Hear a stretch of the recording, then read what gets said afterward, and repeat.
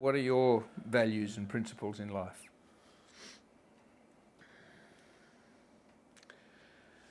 Well, I don't know if I can put them down as mine, but I like to be trusted. So I think to be trusted, you've got to earn that.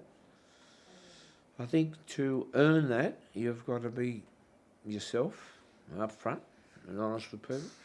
And I wanted the business there for some very practical reasons, because I felt I that business, that company, and me being, Pat and I being directors of it, I think we took those directorships something to heart when we first read through them. That we're responsible for it, just like responsible for your kids. So we were there to nurture it and look after it and protect it. Also, I wanted the business to be nurturing and protecting and looking after the family. So I could see it as a two-way street. So I was trying to instill on the kids, and looking after the business and the business looking after the family. The worst in the world would be trying to push kids into something. They've got to want to do it.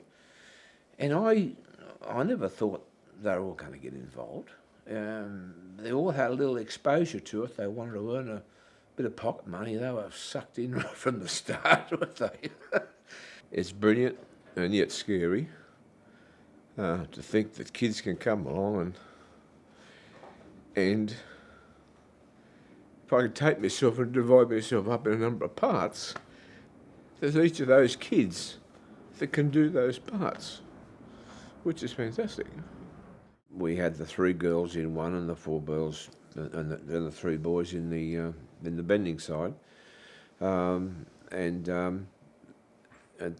early days, the youngest, the boys and the youngest of the girls were actually the managers.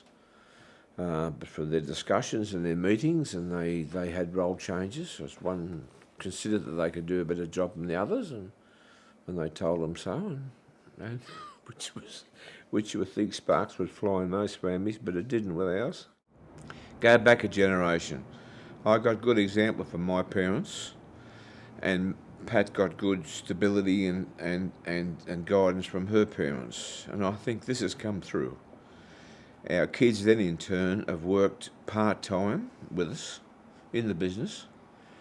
They wanted pocket money, they had to earn it. It wasn't given to them. So they were sweeping the floors and packing up goods and all sorts of things. So they all started work at an early age, part-time. They all then went off and got almost a career of their own. They worked elsewhere before they worked in the business. They had to want to work in the business. They had to ask to work in the business before they were taken on. And I think they've seen how Pat and I have worked well together. I think it's a good example there. So I think the example's following through, and they've taken note of that. My mother was my mentor.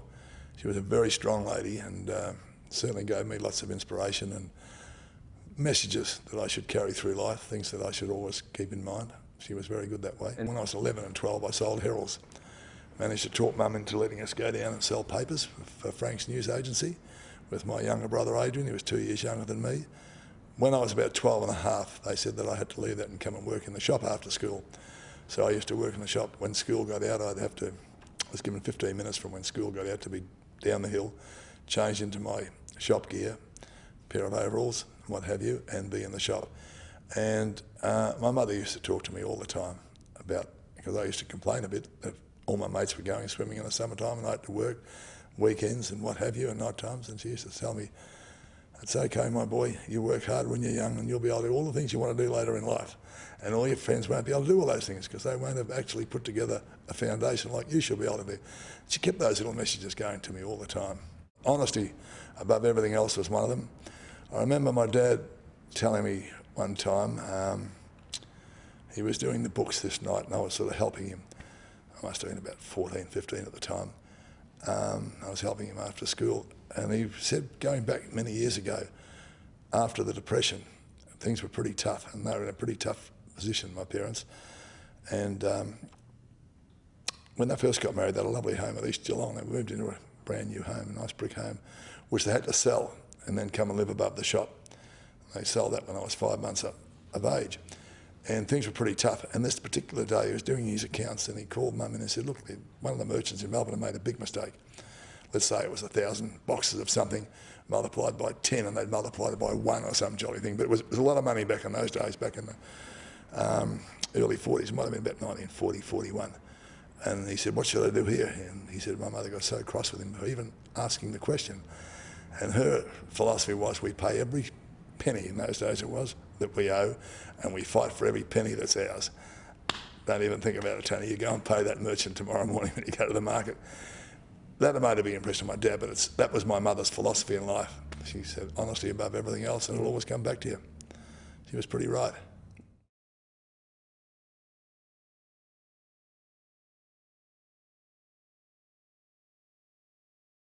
I learned an enormous amount from Alan. He's a true pioneer in the entrepreneurial world. He did things that other people didn't. He's very much like Wilbur and Orville Wright. They only flew because they didn't know they couldn't. And Bondi did huge projects and huge ventures only because he didn't know he couldn't. And the one thing I think I learnt from Alan over all others, and I learnt many things, was that all things are possible. I'm just a very firm believer that if you apply every ounce of skill and talent that you've got and perseverance and hard work, a positive outcome will result.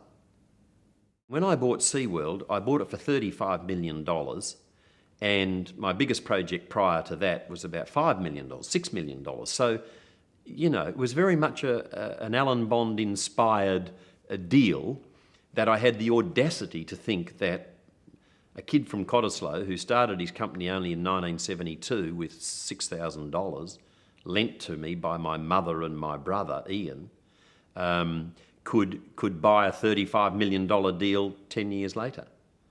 And so, and Keith Williams, who started SeaWorld, was one of the toughest people on earth.